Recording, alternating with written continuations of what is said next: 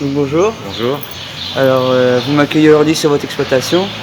Donc, si vous voulez bien me dire 2-3 petites anecdotes sur celle-ci. Oui, donc nous sommes en GAEC, nous sommes 3 associés. À l'origine, le GAEC a été constitué en janvier 96. Moi, je suis rentré en novembre 96. Donc au départ, c'était Nicolas, son père, Charles et moi-même. Donc jusqu'en Charles a pris sa retraite en fin 2000. Donc après, nous avons eu un salarié, Fabrice, qui a remplacé Charles pendant 7 ans. Et Laurent Etienne est rentré avec nous au sein du GAEC en juillet 2008. Et donc depuis, nous sommes toujours 3 associés. Le GAEC est une ferme polyculture élevage. Donc nous avons un atelier de vaches laitières, donc on voit derrière nous, un atelier de vaches à l'étang et un ensemble de cultures, donc des betteraves, du colza, des céréales, donc du blé, de l'orge, du maïs. Voilà l'ensemble. Et donc le maïs, une partie du maïs est ensilée pour nos vaches laitières, une partie nous faisons du maïs sépi, donc un petit peu la même chose, donc on garde uniquement l'épi, et une partie maïs gras. Voilà, un petit peu plus les prairies naturelles et de la luzerne aussi, la prairie temporaire.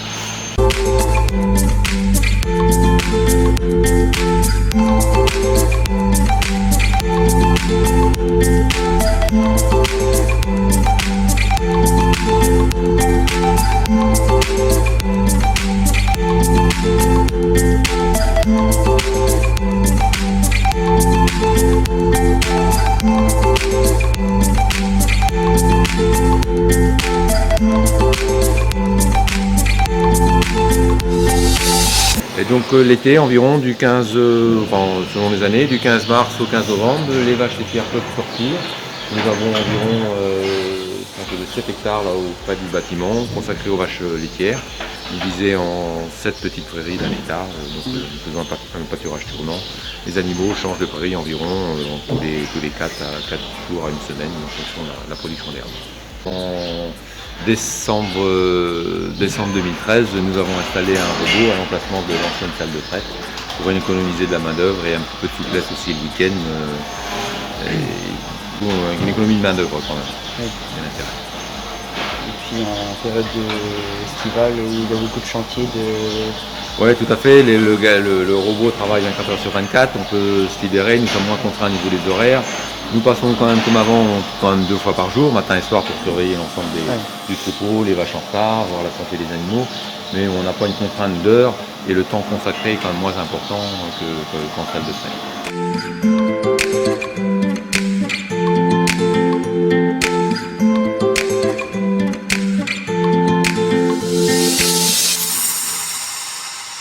On essaie d'avoir un maximum d'autonomie alimentaire sur l'exploitation. Donc nous produisons notre maïs, nous avons de l'ensilage de luzerne, d'enrubanage, de la pulpe issue de nos betteraves sucrières en tour de l'usine. Voilà en fourrage grossier. Et après en concentré, nous leur distribuons des céréales, de l'orge aplatie et du tourteau de colza, donc issu de notre colza après passage à la presse sur le site de Saint-Guillemets. Et nous achetons quand même un petit peu de tourteau car nous sommes pour enrichir un petit peu la ration en protéines. Vous faites quand même sur un petit peu trop juste, un peu trop faible en protéines. Petit racleur, un petit passe tout environ toutes les 2h30, 3h sur l'ensemble des cabotis pour raboter.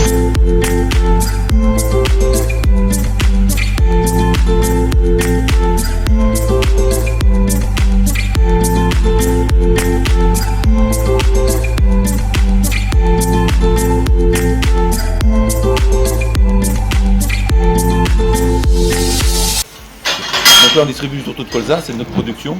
Donc c'est l'apport de protéines pour l'ensemble du cheptel. Et donc là c'est régulièrement pour les jeunisses qui vont environ de 8 mois, de 6 mois à 8 mois. Distribuerait des minéraux, calcium, phosphore, magnésium.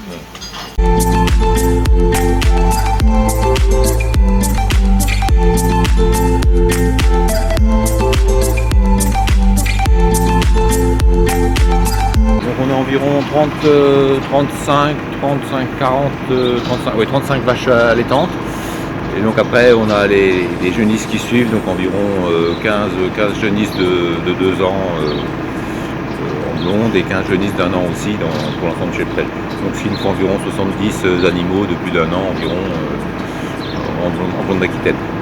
Donc là on peut voir à côté, on a les nourrisseurs pour les petits veaux.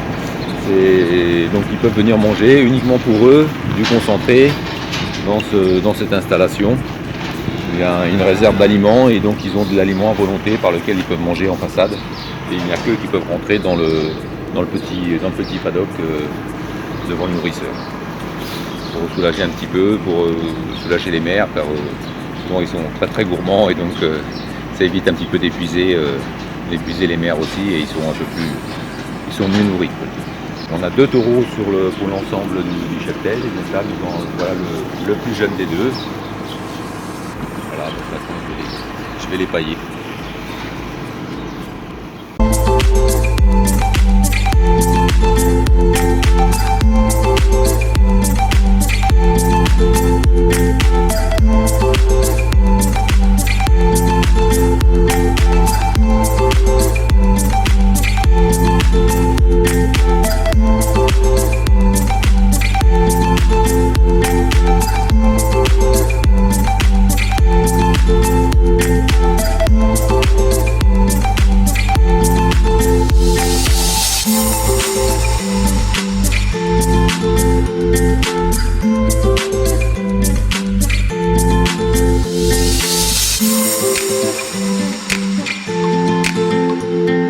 Donc là nous avons 4 silos de différentes capacités successivement.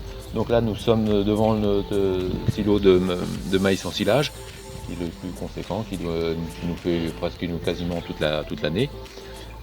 À côté nous avons le silo de pulpe, qui est plus petit, où on stocke 150 tonnes, qui nous fait principalement la période hivernale. Ensuite nous avons un silo plus étroit derrière pour le maïs sépi. Donc là, on va attaquer au début de l'été.